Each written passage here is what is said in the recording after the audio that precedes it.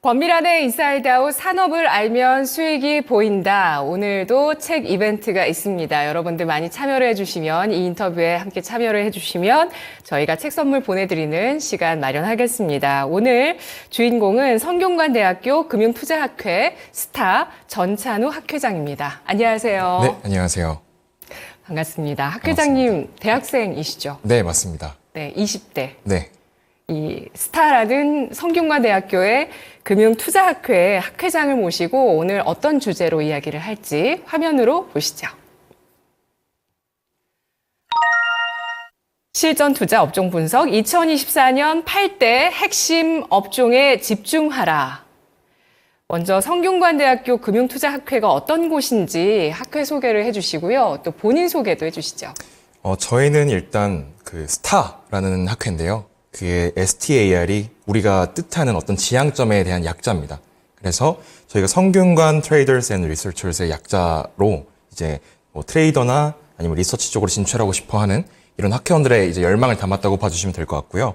저희는 그 2000년도에 설립이 돼서 약 500명 정도의 알럼나이를 보유하고 있는 좀 역사가 길게 오래된 학회입니다.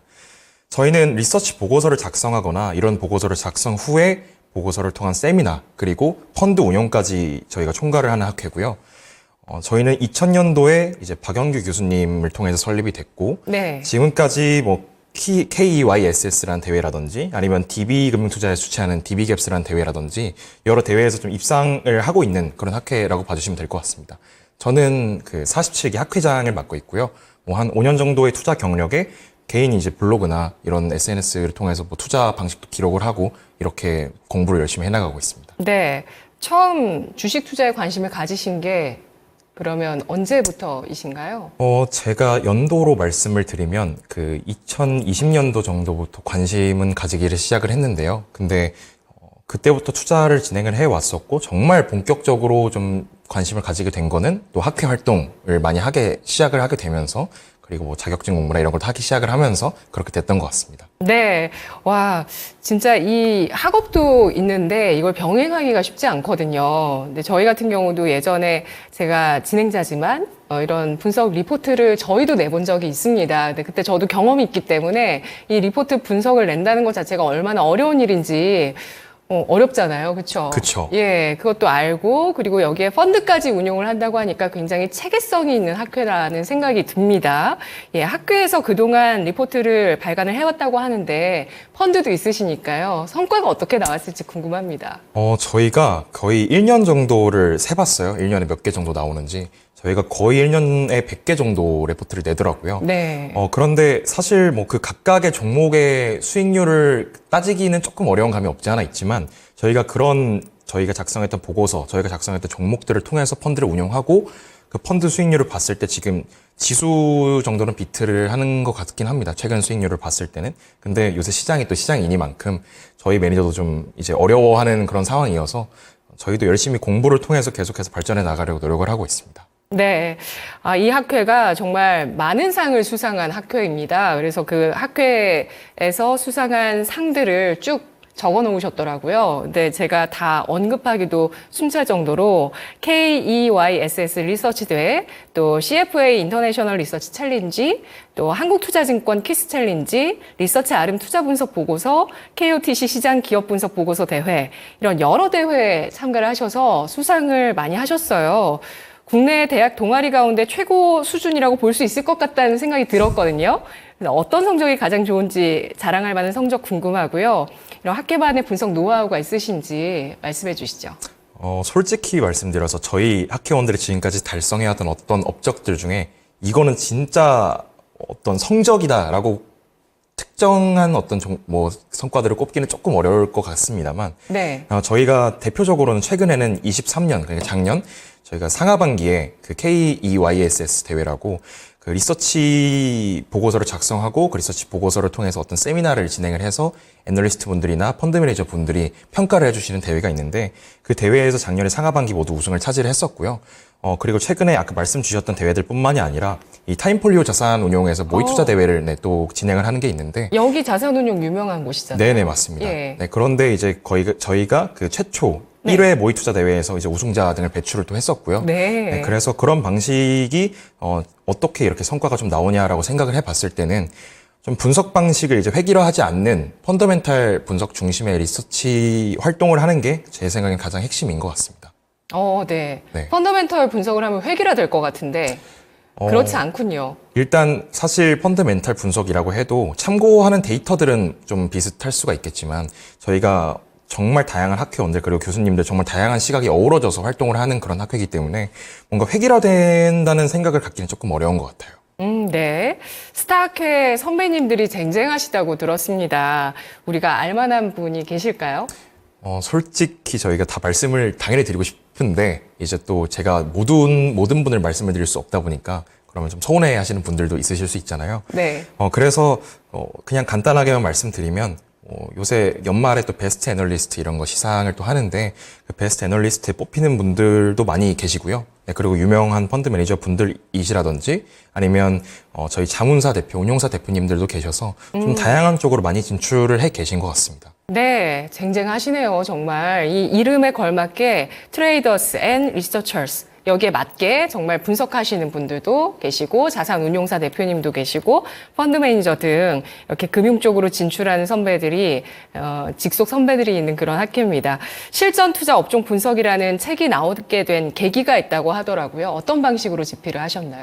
일단 가장 큰 계기는 저희가 지금 막 이제 이 리서치 활동을 시작하는 학회가 아니라 엄청나게 오랜 기간 저희가 이어왔던 학회이기 때문에 뭔가 이런 저희가 발간은 항상 또 저희 학회 홈페이지를 통해서 진행을 합니다만 이게 정말 투자에 관심 있으신 분들은 어떻게 해서 잘 찾아오셔서 이제 발간물을 참고를 하시는데 일반 투자자분들이 그러지 못한 분들이 좀 많이 계신 것 같아요.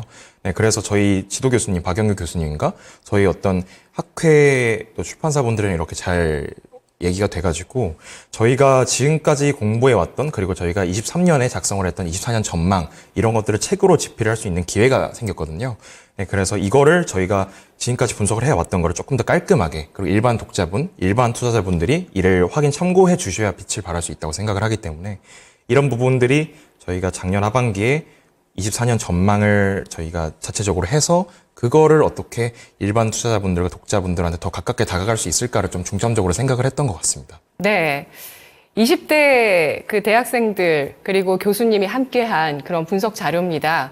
실제로 이 스타 학회라는 그 학회 사이트에 가보시면 분석 자료가 있어서 이미 어떤 투자자분들은 그 분석 자료를 다운로드해서 무료니까요. 또 네네.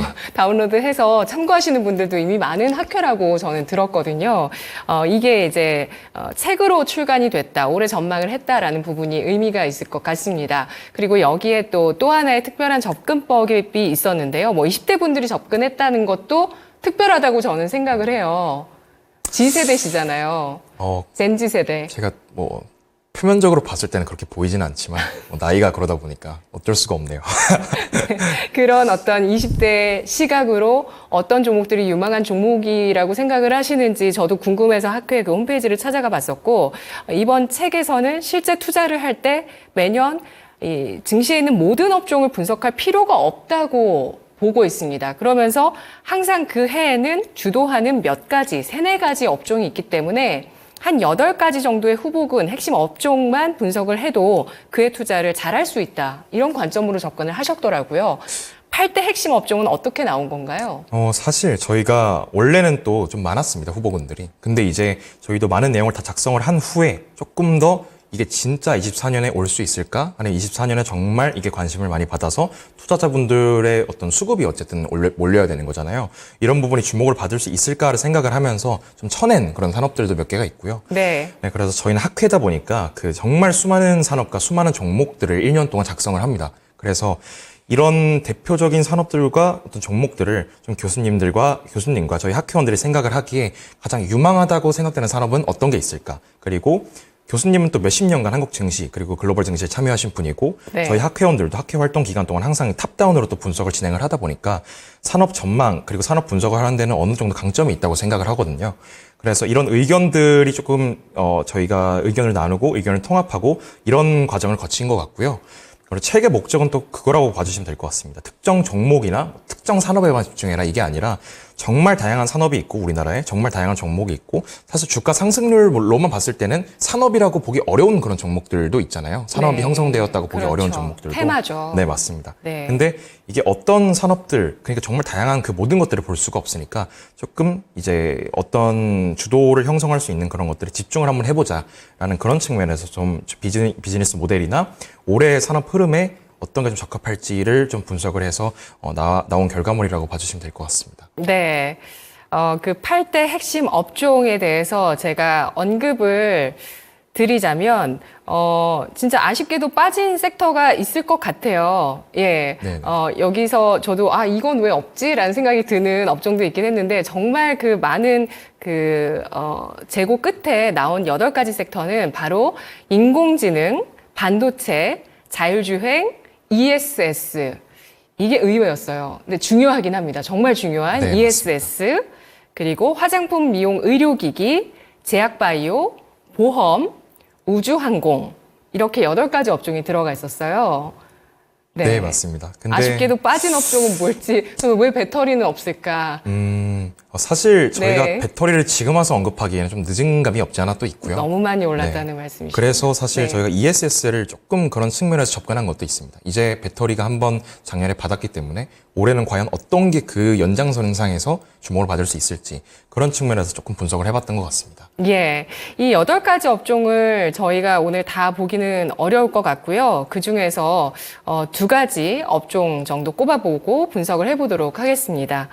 이 8개 중에서 우주항공을 꼽아보도록 할 텐데요. 8대 핵심 업종 가운데서 학 회장님이 제일 주목할 만한 업종으로 이 업종을 꼽으시더라고요. 사실 맞으시죠? 저는 또 학회원들의 생각은 조금씩 다를 수가 있습니다. 근데 네. 저는 우주항공에 조금 집중을 해봐야 되지 않을까라고 생각을 하고 있고요. 사실 가장 큰 요소는 어떻게 보면 이 관점이 좀 바뀌는 산업이라고 봐주시면 될 것 같은데 최근에 한 그 3가지 요소 정도에 집중을 해봐야 될 것 같습니다. 첫 번째는 저희가 예전에 우주항공 산업이면 어떻게 보면 정부 주도의 좀 전략 산업이라고 볼 수가 있잖아요. 물론 현재라고 해서 그게 아니라는 건 아니지만 정부에서 민간 주도로 투자 모멘텀이 옮겨가고 있다는 걸 좀 봐야 될 것 같습니다. 그래서 저희가 이제는 과거에 뭐 수익화가 된다, 상업화가 된다라고 조금 보기 어려웠던 산업이 이제는 뭐 스페이스 X 등을 중심으로 이게 정말 정부에서 기업에서 일반 개인들에게까지 그 수요 수처가 넘어오고 있고 그리고 뭐 콘스텔레이션 프로젝트로 대표되는 이 미국 주도의 정부 주도의 투자 프로젝트가 취소가 되고 이게 어떤 아르테미스 프로젝트 같이 민간 주도의 프로젝트로 바뀌었다는 점에 좀 집중을 해봐야 될 것 같고요. 그리고 두 번째는 또 6G로 대전환이 일어날 것에 대한 거기에 연결되는 수혜인데요. 이 6G에서는 이전 5G까지와는 다르게 그 지상 기지국뿐만이 아니라 인공위성을 또 기지국으로 사용을 할 수밖에 없거든요. 그래서 이때 저지형 고속통신을 하기 위해서는 저궤도 위성들을 많이 발사를 해야 될 수밖에 없고 이때 해상과 항공에서도 이를 받아내는 안테나도 많이 필요해지는 상황입니다. 그래서 전체적인 어떤 밸류체인, 이 위성 항공, 통신 이쪽 우주항공 쪽의 밸류체인이 전체적으로 수혜를 입을 수밖에 없는 상황이고요. 6G가 5G와는 다르다는 거군요. 5G는 그러니까 지상에 있는 기지국만으로도 충분히 커버가 가능했는데 6G로 가게 됐을 때는 이제 이런 그 저궤도 위성 이런 부분들이 기지국의 역할을 반드시 해야 네네. 되기 때문에 네. 그와 관련한 새로운 수요가 일어난다는 말씀이시군요. 네, 그리고 조금 더 어쨌든 통신 쪽에 더 집중을 하게 된다면 예. 더 많은 그 지역을 커버를 해야 되기 때문에 더 많은 위성을 쏘아 올릴 수밖에 없고 이게 그 중궤도나 정지궤도처럼 더 높은 궤도에 있는 위성이 아니라 이게 저궤도 위성들로 해야 될 수밖에 없는 이유는 저궤도가 속도가 더 빠르고 커버하는 지역이 더 커버하는 지역은 좁지만 네. 더 속도가 빠르고 그게 훨씬 더 다른 것보다 품질이 향상될 수가 있다는 거거든요. 그런데 이제 말씀드렸던 것처럼 커버하는 지역이 작다 보니까 더 많이 발사해야 될 수밖에 없고 그런 그 밸류체인에 있는 기업들은 그 큐가 늘어나는 상황이기 때문에 거기에 따라서 수혜를 입을 수밖에 없는 거죠. 그리고 뭐 앞으로는 항공이나 또 해상 위에서도 인터넷이 더 많이 필요하겠죠. 6G 네, 맞습니다. 시대에는. 그리고 상용화 시기는 언제쯤으로 예상이 되나요? 사실 상용화가 된다는 시기는 저희가 아직은 조금 남았다고 볼 수가 있을 것 같습니다. 2028년으로 봐주시면 될 것 같은데, 솔직히 우주항공 쪽이 어떤 실적이 막 나와야 주가가 오르는 그런 섹터라고 생각을 하기보다는 네. 뭔가 수익화 관점으로 가시화가 됐을 때 조금 더 주가적인 흐름이 좋았던 걸로 보여지거든요. 수익화가 될 수 있는 비즈니스 모델이 네네. 윤곽이 나왔을 때 네. 주가는 올라간다는 말씀이시네요. 네, 맞습니다. 그래서 네. 25년까지 한국만 해도 2천억 원 투자해서 6G 분야의 10대 과제 이렇게 설정을 해서 이걸 해결하겠다라고 공언을 해놨기 때문에 네. 상용화 시기보다는 조금 앞서서 이 어떤 우주항공 쪽의 그 수혜 전망이 좀 나타나지 않을까 싶습니다.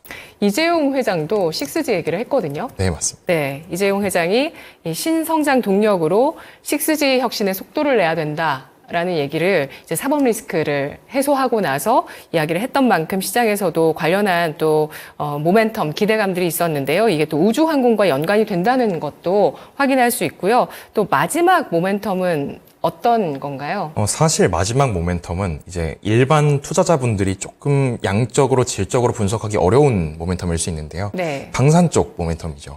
그런데 당연하지만 사실 우주항공 관련 산업을 영위하고 있는 기업들은 방산 쪽으로 익스포저가 당연히 있을 수밖에 없거든요. 우러 전쟁이나 2.8 전쟁, 그리고 뭐 최근에 대만에서 또 이제 반중 정권이 수립이 되고 뭐 북한 등의 다양한 이슈를 생각을 해봤을 때 지정학적인 위험이 또 부각되는 한 해가 되지 않을까 싶고요.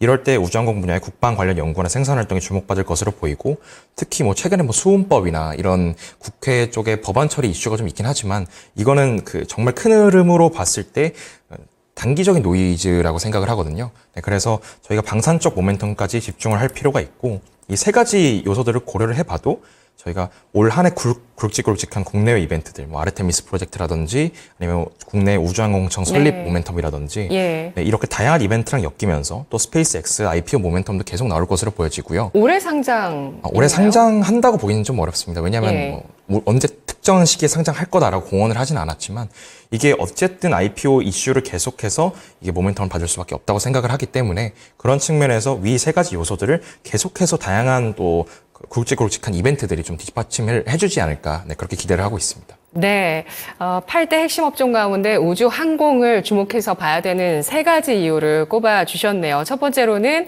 정부에서 민간 주도로 옮겨가는 투자 모멘텀입니다.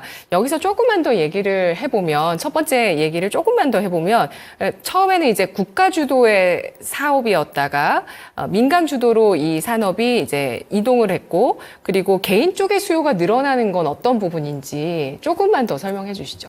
사실 개인 쪽으로 수요가 넘어올 수밖에 없는 상황은 네. 당연히 개인이 로켓을 쏘거나 무기를 만들거나 이건 아니잖아요.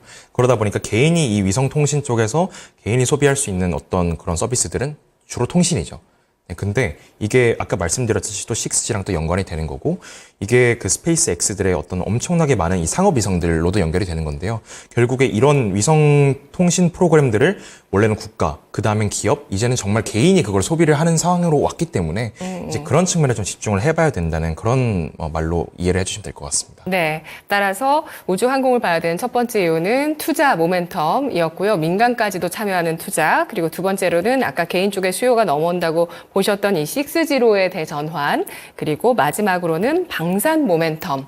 그리고 우주항공청 이야기를 해주셨는데요. 이제 곧 다가옵니다. 5월에 우주항공청 출범이 예정이 되어 있습니다. 이러면서 우리나라에서도 2032년 차세대 발사체 개발, 달 착륙선 개발 같은 우주 탐사에 더욱더 속도를 낼 것으로 보이고요. 우리나라 같은 경우는 더욱더 정부 주도의 산업이 우주항공이었는데, 이게 이제 민간 쪽으로 여러 기술들도 좀 넘어오는 과정들 이어질 것으로 기대가 되고 있는 상황들입니다.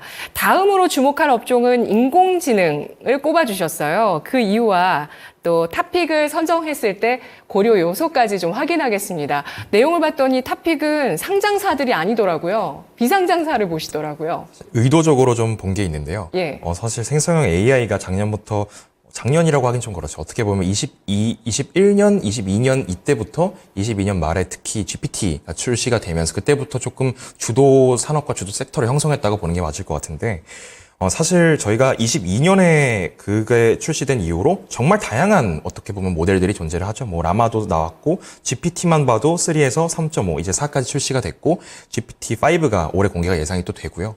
이런 쪽에서 최근에는 뭐 스마트폰 업계에서 온디바이스 AI가 나온다든지 아니면 GPT 스토어가 출시를 되면서 더 일반인들한테 더 가까이 다가갈 수 있는 그런 모멘텀이 나오고 있는데 저희는 또 스몰캡을 보는 학회다 보니까 그 시장에서 관심을 많이 받지 못한 종목이나 소외된 종목들도 주로 발견을 하려고 노력을 하거든요.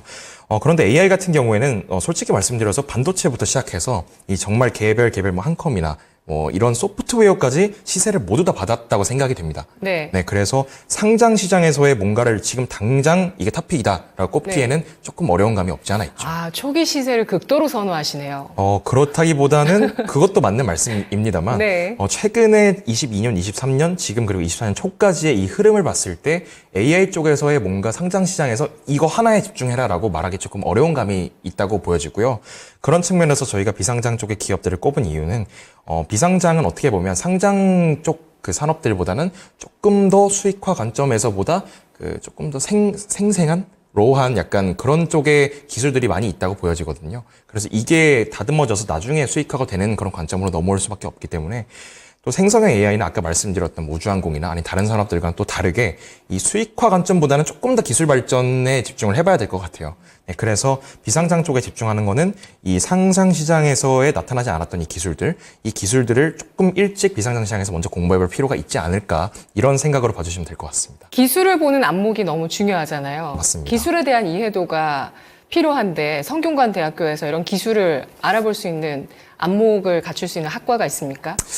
제가 사실 모든 학과를 다 속속들이 알고 있는 게 또 아니기 때문에 그런 학과, 인공지능, 융합학과 이런 학과도 있는 걸로 알고 있습니다. 예, 네. 그렇군요. 아니, 왜 제가 이렇게 얘기를 하는 이유가 실제로 이걸 굉장히 강조를 하시는 분들이 계세요. 일찍이 딥테크 쪽을 투자하시는 분들, 카이스트라든지 이런 출신,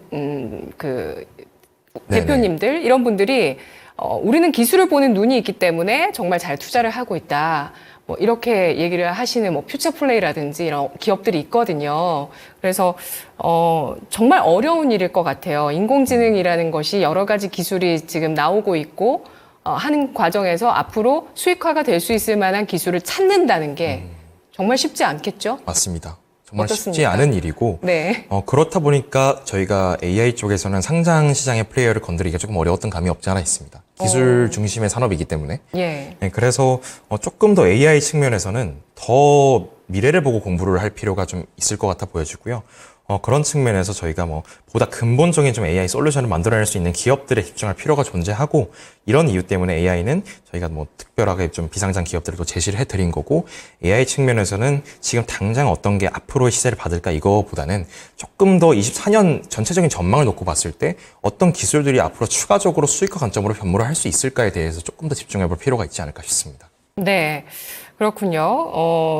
올해 같은 경우는 4분기 실적에서 아까 제가 오프닝에도 말씀드렸지만 팔란티어라든지 메타도 AI 광고가 도입이 되면서 또 많은 월간 활성자 수의 증가세가 있었다. 이런 소식이 굉장히 좀 반가운 소식이 됐었고요. ARM 같은 경우도 또 가이던스를 좋게 발표를 하고 TSMC 역시도 또 실적 발표가 긍정적이었다는 부분들이 시장에 긍정적인 그 영향이 있었습니다. 이런 것들이 결국에 AI 모멘텀이 실적화되고 있다는 것이고요. 또 앞으로 실적화될 수 있는 새로운 기술에 대해서 더 집중하는 것이 지금 AI 투자에 있어서는 중요하겠다. 이런 뷰로 보고 계시는데요. 비상장 기업 몇 가지를 제시를 해주셨는데 오늘은 소개 안 하고 그냥 넘어가는 걸로 할까요? 사실 저희가 또 다 소개해드리면 이제 책을 보실 필요가 좀 없으실 것 같아서. 네. 꽁꽁 숨겨놓으시는군요. 알겠습니다. 그래서 이 안에는 이 산업에 대한 분석과 함께 또 주요한 용어라든지 또 유망한 탑픽 기업들 이런 것들을 정리를 해주셨는데요. 마지막으로 투자에 고민을 하고 계시는 많은 독자 여러분들, 투자자 여러분들께 하시고 싶은 말씀 있으시면 남겨주시죠. 제가 또 뭐라고 충고라는 거를 드릴 수는 없을 것 같습니다만 이제 제가 요새 제가 요새 하는 생각을 조금 말씀을 드리고 싶은데요. 최근에 어떻게 보면 국내 주식시장이 일반 투자자분들이 플레이하기에 그리고 실제적으로 그걸 업으로 하시는 분들이 플레이하기에 되게 쉽지 않은 시장이라고 생각을 합니다. 이게 박스권장이 형성이 되면서 조금 더 단기적인 관점으로 시장이 많이 움직이는 듯한 모양새가 보여지는데요. 그런 측면에서 이런 시장에서 더욱더 일반 투자자분들은 뭔가 크리에이터가 되기보다는 조금 더 팔로워가 되는 것 같습니다. 그렇다 보니까 어떤 크리에이터들이 뭔가 어떤 업종을 제시를 하고 종목을 제시를 하고 일반 투자자분들은 그거를 따라가는 모양새가 자꾸 나오고 있기 때문에 그렇게 생각을 했을 때는 당연히 크리에이터보다 팔로워가 더 높은 가격에 살 수밖에 없고요. 더 낮은 가격에 팔 수밖에 없죠. 왜냐하면 그들을 항상 따라다니는 존재가 될 수밖에 없기 때문에. 네네. 그래서 덜 벌고 더 잃을 수밖에 없는 건데 그래서 최근에 주도주나 주도 섹터 이런 것만 너무 단기적인 관점으로 계속 보기보다는 조금 관심이 살짝 떠나간 분야에 대해서도 공부를 게을리하면 안 된다라는 생각이 들고요. 다만 이렇게 어떤 유망산업이나 종목에 대해서 미리 발굴을 하고 이제 공부를 하는 자세를 갖추지 못하면 영원히 팔로우를 할 수밖에 없는 거기 때문에 우리가 어떤 투자 방식을 가지던 뭐 단기적인 관점을 가지던 조금 장기적인 관점을 가지던 남들보다 빠른 크리에이터가 되기 위해서는 조금 더 빨리 공부를 시작을 해서 유망한 산업이나 이제 기업들에 대한 공부를 좀 할 필요성이 있다고 보여지고요. 그래서 크리에이터가 되면 조금 더 여유롭게 투자를 진행할 수 있지 않을까 해서 이제 책도 약간 이런 관점으로 리서치에 조금 더 집중을 하고 공부 방식에 조금 더 집중을 해서 어떤 투자 방식을 가지던 조금 더 여유로운 마음을 가지자. 네, 이런 관점으로 요새 좀 생각을 해보는 것 같습니다. 네, 투자에 있어서 팔로우보다 크리에이터 쪽으로 좀 더 가깝게 다가가는 것이 투자를 성공하는 지름길이 될 수 있다는 것, 공감이 되네요. 예, 주식시장이 결국에는 유통하는 거잖아요. 네, 맞습니다. 예, 어떤 뭐 물건을 파는 상점처럼 유통을 하는 건데 그 가치를 가장 먼저 발굴을 해서 그걸 알려줄 수 있는 크리에이터가 된다면, 네, 잘 성공을 했을 때 많은 팔로우가 네. 있다면, 예, 그렇죠. 기업에 대해서 주목하는 사람들이 더욱더 늘어날 수밖에 없겠죠. 오늘 이 교수님 자랑은 좀 안 해주셨는데 네. 괜찮으실까요? 박영규 교수님. 저희가 네. 사실 교수님이 어떻게 보면 저희 학회를 만드신 분이세요. 그래서 2000년도에 저희가 설립이 됐을 때 그때부터 같이 지금 지도해 주시는 지도 교수님이시거든요. 저희 교수님은 어떻게 보면 지금 국내 증시와 이제 글로벌 증시를 모두 경험을 해오신 분이고 지금도 여러 어떤 운용 여의도 업계 내에서의 어떤 역할을 하고 계시는 분이기 때문에 그래서 또 책이나 이런 쪽이 더 매력이 있는 것 같습니다. 왜냐하면 교수님의 어떻게 보면 엄청난 경력이시죠. 그런 것들과 저희 약간 학회원들의 조금 젊은 시각, 그리고 다양한 시각, 이런 게 모여져서 나온 결과물이기 때문에 그런 측면에서 조금 더 교수님의 이런 책을 만드시는 의도가 조금 일반 투자자분들한테 더 가깝게 와닿을 수 있지 않을까, 네, 그렇게 생각이 듭니다. 네, 알겠습니다. 정말 글로벌 투자사의 탑 애널리스트의 멘토인 박영규 교수님과 그리고 실전 투자대회, 리서치대회 1위를 휩쓸고 있는 스타 학회의 그 멤버들이 함께한 8개 핵심 업종과 23개의 기업 분석에 대해서 알아볼 수 있는 시간이었습니다. 분석 잘 들었습니다. 네, 감사합니다.